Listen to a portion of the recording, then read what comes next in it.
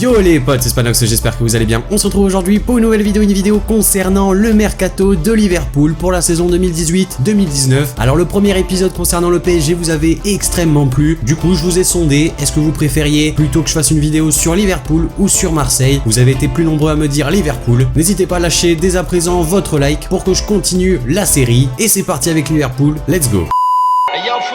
Donne-leur le temps.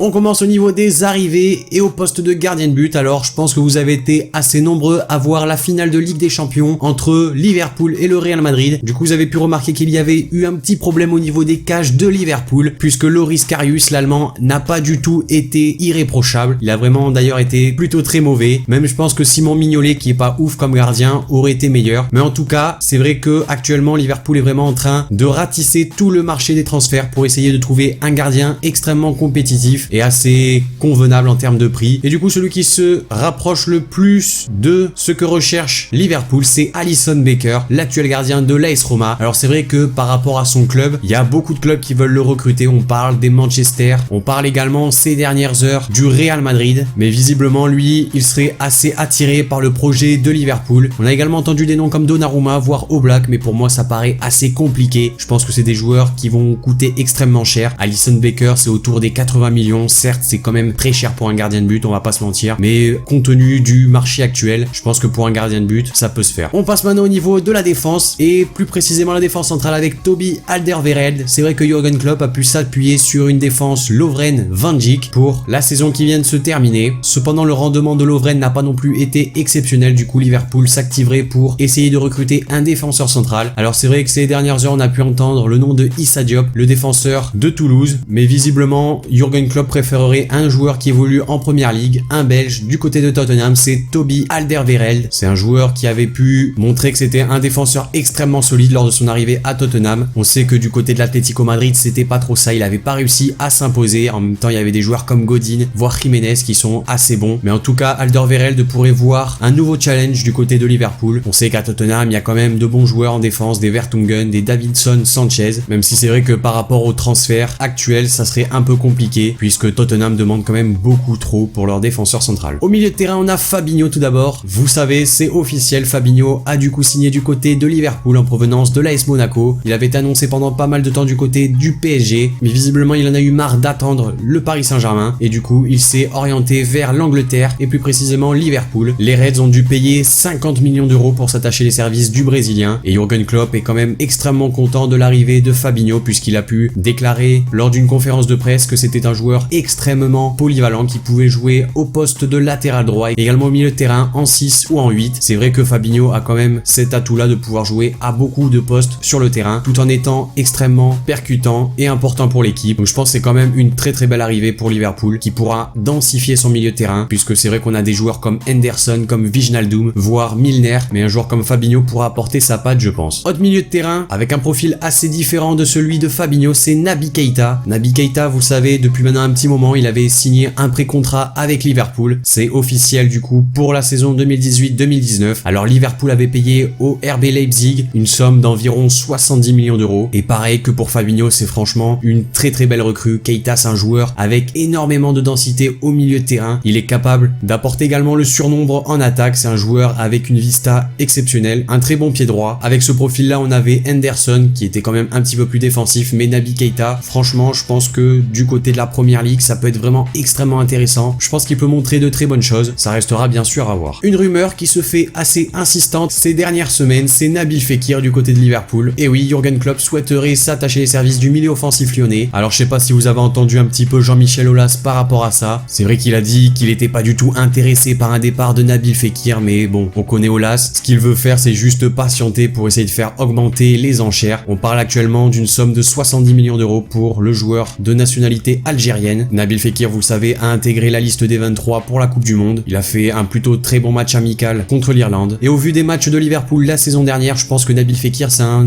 élément, un profil qu'ils n'ont pas vraiment. Un joueur extrêmement versatile qui peut distribuer le jeu tout en étant extrêmement dangereux en attaque. Jürgen Klopp aimerait bien sûr énormément s'attacher ses services, pourquoi pas. 70 millions c'est faisable. Et pour un joueur comme Nabil Fekir, je pense que dans quelques années ils pourront le revendre le double. Vu comment le marché évolue en termes de prix, ça restera bien sûr à voir. voir. Mais en tout cas, il a de fortes chances de signer du côté des Reds, puisque lui également aurait révélé qu'il aimerait énormément rejoindre cette équipe. Ce serait quand même un très très beau renfort. Et dernière rumeur, c'est au niveau de l'attaque avec Ousmane Dembélé. Alors je sais que vous allez être nombreux à me dire, oulala, Ousmane Dembélé du côté de Liverpool alors que ça fait qu'une saison qu'il est au FC Barcelone, c'est très compliqué. Mais comme vous le savez, il y a Antoine Griezmann qui va probablement signer du côté du FC Barcelone. Alors c'est vrai que certains disent non, certains disent c'est foutu, d'autres disent c'est fait, mais bon, c'est quand même en très bon chemin pour être fait entre Griezmann et le Barça. Et du coup, le joueur qui serait légèrement sacrifié, c'est Ousmane Dembélé, même si c'est vrai que ces dernières semaines, il a expliqué qu'il aimerait se battre à fond pour être titulaire au Barça. C'est tout à son honneur. Ce sera à lui de faire ce choix très très important pour sa carrière. Mais en tout cas, Jürgen Klopp a expliqué à plusieurs reprises que en attaque, le seul joueur qu'il souhaiterait obtenir, c'est Ousmane Dembélé, en prêt bien sûr, puisque s'attacher ses services en transfert définitif, c'est impossible, vu le prix que le Barça l'a payé au Borussia Dortmund, également vu les autres pistes que Jürgen Klopp a de plus importantes, notamment au poste de gardien de but. Donc si Dembélé signe du côté de Liverpool, ce serait sous forme de prêt. Personnellement, je pense que ça va être quand même très très compliqué de faire signer Dembélé à Liverpool. Il a pu l'expliquer à plusieurs reprises qu'il était vraiment très à l'aise au Barça et que c'était pas du tout son idée première de quitter la Catalogne. D'autres noms ont été évoqués en cas de refus de Dembélé. On parle de Malcolm, des Girondins de Bordeaux, voire Pulisic du Borussia Dortmund, même s'il se rapproche assez lentement mais sûrement de Tottenham. Ça restera bien sûr à voir dans les prochains jours. Et juste pour ajouter au niveau de Dembélé, ce qui le freine un peu pour signer du côté de Liverpool, c'est également la concurrence, puisqu'on sait qu'à son poste il y a Mohamed Salah, voire de l'autre côté Sadio Mané. Si les deux venaient à rester au club, ce serait quasiment impossible pour lui de jouer, voire il aurait quand même très peu de minutes. Donc c'est pas forcément une très bonne idée de quitter le Barça avec des Messi, Griezmann, Suarez pour rejoindre Liverpool avec Salah, Mané ou encore Firmino.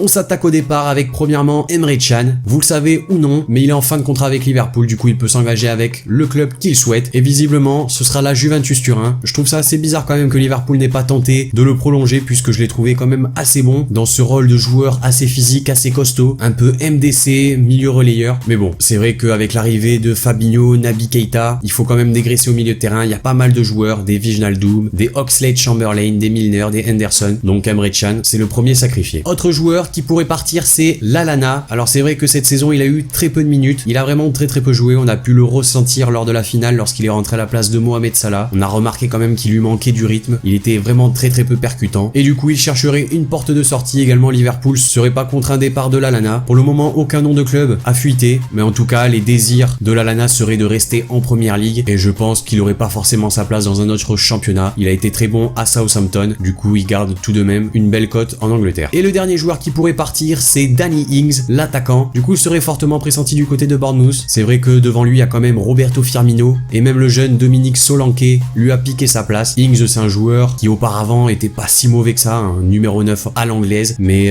cette saison, il a vraiment très peu joué et pour lui, son but, bien sûr, comme tout footballeur, c'est d'avoir un maximum de minutes. Du coup, probablement qu'il quittera Liverpool. Donc voilà les amis, cette vidéo concernant le futur Liverpool pour la saison 2018-2019 est maintenant terminée. N'hésitez pas à me dire dans les commentaires ce que vous en avez pensé de cette vidéo. Également, n'hésitez pas à me donner le nom du prochain club que vous voulez que je prenne pour la prochaine vidéo. Lâchez le like, ça fait extrêmement plaisir, ça fera avancer également la série. Abonnez-vous si c'est pas déjà fait. Moi je vous dis à la prochaine pour une nouvelle vidéo, c'était Spanox. Allez, salut tout le monde.